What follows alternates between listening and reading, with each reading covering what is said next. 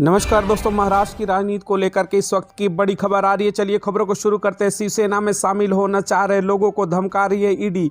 जी हां, शिवसेना उद्धव ठाकरे के नेता संजय राउत का लगाया बड़ा आरोप भारतीय जनता पार्टी के ऊपर। शिवसेना में शामिल हो रहे लोगों को धमका रही है ईडी। चलिए खबरों को शुरू करते हैं फटाफट। इससे पहले चैनल को लाइक और सब्सक्राइब कर ले ताकि अगली खबर अब तक मिलती रहे। मुंबई शिवसेना यूबीटी सांसद संजय राउत ने शनिवार को प्रवर्तन निदेशालय ईडी पर उन राजनीतिक नेताओं को नोटिस भेजकर धमकी देने का आरोप लगाया जो उद्धव गुट में शामिल होना चाहते हैं। उन्होंने यह भी कहा कि महाराष्ट्र विधानसभा अध्यक्ष राहुल नार्वेकर, एकनाथ शिंदे गुट को असली शिवसेना बताना पूरी तरह से अवैध है। राउत ने यहां संवाददाताओं से बातचीत करते हुए कहा, सभी बड़े नेता जो शिवसेना यूबीटी उद्धव ठाकरे गुट में शामिल होना चाहते हैं उनके घरों पर ईडी नोटिस भेज गए हैं और उन्हें धमकी दी गई है कि वे शिवसेना के करीब ना जाएं।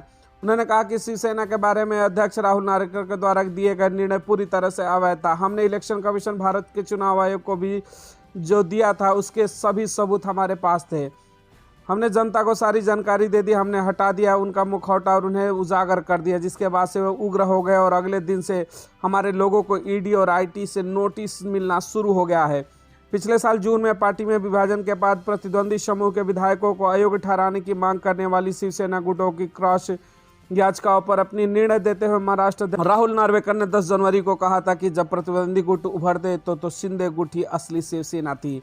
स्पीकर ने अपना अहम फैसला सुनाते हुए शिवसेना के संविधान का जिक्र किया और कहा कि पक्ष प्रमुख के फैसलों को राजनीतिक दल का फैसला नहीं माना जा सकता। इस बीच सुप्रीम कोर्ट ने बुधवार को कहा कि मुख्यमंत्री एकनाथ शिंदे गुट के विधायकों के खिलाफ अयोग्य याचिकाओं को खारिज करने के महाराष्ट्र विधानसभा अध्यक्ष के आदेश को चुनौती देने वाली शिवसेना के उद्धव गुट ठाकरे गुट के याचिका पर 22 जनवरी को सुनवाई करेगा। इस मामले का उल्लेख भारत के मुख्य न्यायाधीश सीजेआई DY चंद्रचूड़ और न्यायमूर्ति JB पारदीवाला और न्यायमंत्री मनोज मिश्रा की पीठ के समक्ष वरिष्ठ अधिवक्ता कपिल सिब्बल ने किया, जो शिवसेना के ठाकरे गुट के विधायक सुनील प्रभु का प्रतिनिधित्व कर रहे थे। सिब्बल ने कहा कि मामले को 19 जनवरी की सुनवाई के लिए सूचीबद्ध किया गया है।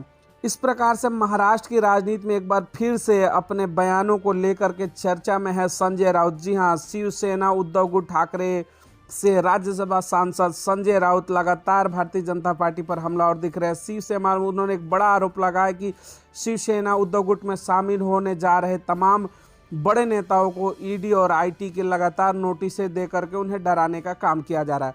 महाराष्ट्र की राजनीति में फिर से एक बार उठा पटक हो चुकी है। जी हां, लोकसभा 24 चुनाव से पहले जिस तरीके से दल बदल पार्टियों में सारे नेताओं ने शुरू कर दिया, उसको लेकर के फिर से संजय राउत भारतीय जनता पार्टी पर हमलावर दिखे। महाराष्ट्र की सभी खबरों के लिए बने रहिए हमारे चैनल के साथ, लाइक और सब्सक्राइब करें।